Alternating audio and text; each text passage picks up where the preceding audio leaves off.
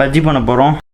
இது வந்து பார்த்திங்கன்னா பஜ்ஜி மிளகாவில் வந்து விதையெல்லாம் எடுத்தாச்சு.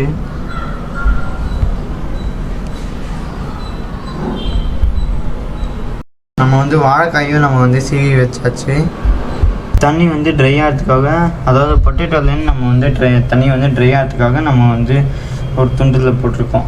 இது வந்து பார்த்திங்கன்னா வாழைக்காய் பஜ்ஜி, இது வந்து பார்த்திங்கன்னா மிளகா பஜ்ஜி, இது வந்து பார்த்திங்கன்னா உருளைக்கிழங்கு பஜ்ஜி.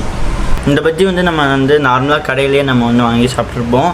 பட் ஆனால் அந்த பஜ்ஜி வந்து கடையில் வாங்கி மேக்ஸிமம் வந்து சாப்பிட்ருக்க வந்து வாய்ப்பு இல்லை. Hello welcome back to my channel. இன்றைக்கி வீடியோவில் நம்ம வந்து என்ன பார்க்க போகிறோம்னு பார்த்தீங்கன்னா பஜ்ஜி பண்ண போகிறோம். அந்த பஜ்ஜியை நீங்கள் வந்து பார்க்குறதுக்கு முன்னாடி நீங்கள் என்னோடய சேனல் வந்து சப்ஸ்கிரைப் பண்ணால் இப்போ போய்ட்டு சப்ஸ்கிரைப் பண்ணிக்கோங்க. அதுக்கப்புறமா லைக் பண்ணணும், கமெண்ட் பண்ணுங்கள், ஷேர் பண்ணுங்கள், அந்த பெல் பட்டனை வந்து ஆளில் போட்டுக்கோங்க. ஓகே, இப்போ வாங்க நம்ம வந்து வீடியோக்குள்ளே போகலாம்.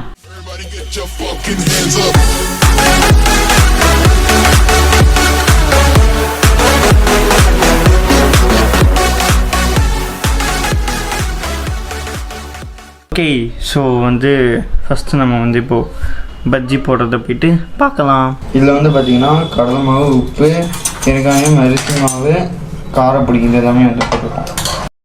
இது வந்து பார்த்திங்கன்னா பஜ்ஜி மிளகாவில் வந்து விதையெல்லாம் எடுத்தாச்சு.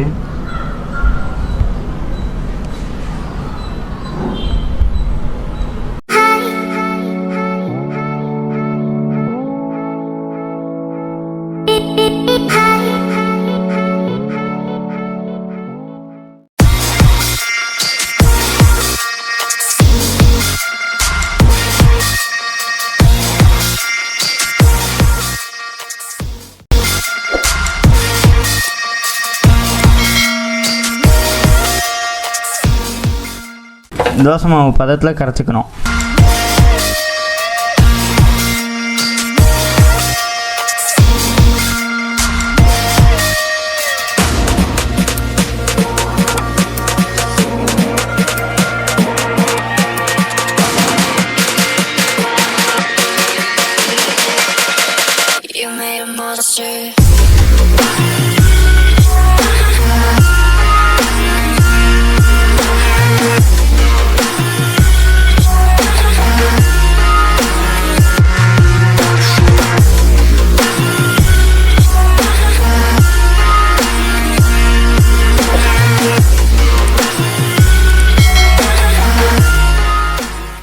நம்ம வந்து வாழைக்காயும் நம்ம வந்து சீவி வச்சாச்சு.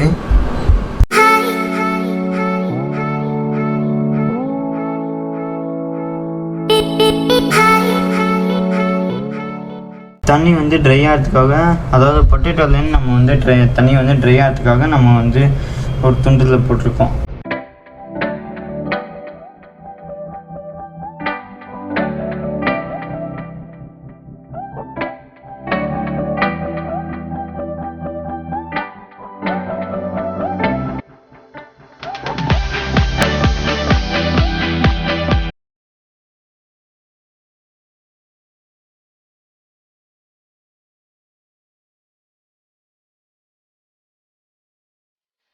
வந்து பார்த்திங்கன்னா கோதுமை மாவு, இப்போ வந்து அரிசி மாவு வந்து ஆட் பண்ணியிருக்கோம். நீங்கள் வந்து பஜ்ஜி மாவுக்கு வந்து எந்த மாதிரி வந்து ஆட் பண்ணுவீங்களோ நீங்கள் வந்து அதே அளவு வந்து இதுவே ஆட் பண்ணிக்கலாம். கோதுமை மாவும் அரிசி மாவும் ஆட் பண்ணிக்கலாம். அப்புறம் நீங்கள் வந்து கொஞ்சம் உப்பு ஆட் பண்ணிக்கலாம். வெங்காயம்,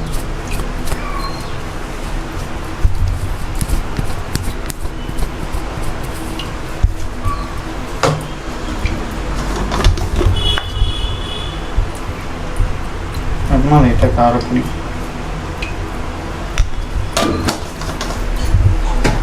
தோசை மாவு பதத்தை நம்ம வந்து இதை வந்து கரைக்கலாம். இப்போ மாதிரி நம்ம போயிட்டு மாவு பஜ்ஜி இப்போ போயிட்டு சாப்பிட்லாம். கோதுமை மாவு கரைச்சல் வந்து இப்படி தான் இருக்கும். ஓகே, ஸோ இப்போ நம்மளோட பஜ்ஜி வந்து ரெடி ஆகிடுச்சு.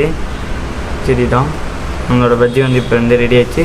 இப்போ நம்ம வந்து பஜ்ஜி சாப்பிட்லாம். அதுக்கு முன்னாடி இது வந்து பார்த்திங்கன்னா வாழைக்காய் பஜ்ஜி, இது வந்து பார்த்திங்கன்னா மிளகா பஜ்ஜி, இது வந்து பார்த்திங்கன்னா உருளைக்கிழங்கு பஜ்ஜி.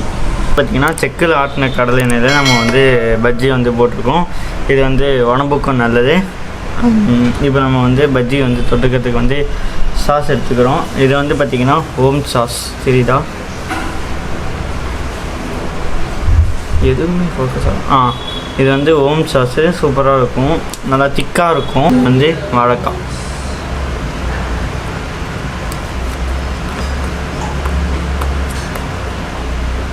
நல்லா கரன்ச்சியாக இருக்குது. இது வந்து கோதுமை பஜ்ஜி.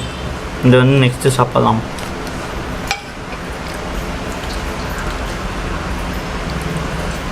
அடுத்தது வந்து உருளைக்கிழங்கு பஜ்ஜி.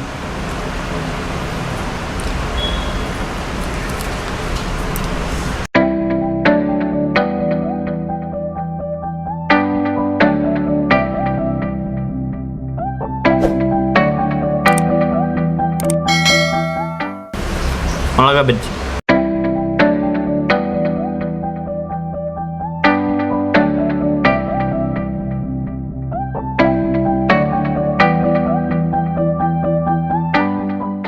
எனக்கு வந்து பார்த்திங்கன்னா கார பஜ்ஜி வந்து அவ்வளோ பிடிக்காது. எனக்கு வந்து வாழைக்காயும் உருளைக்கிழங்கும் தான் பிடிக்கும்.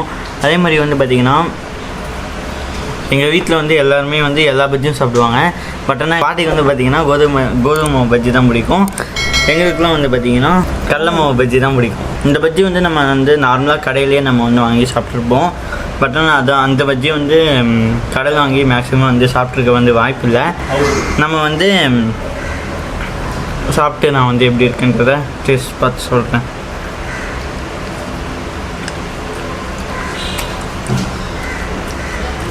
இது வந்து பார்த்திங்கன்னா கோதுமை பஜ்ஜி. அதுக்கும் இதுக்கும் வந்து ஒரு டிஃப்ரென்ஸும் இல்லை, செம்ம டேஸ்ட்டாக இருக்குது.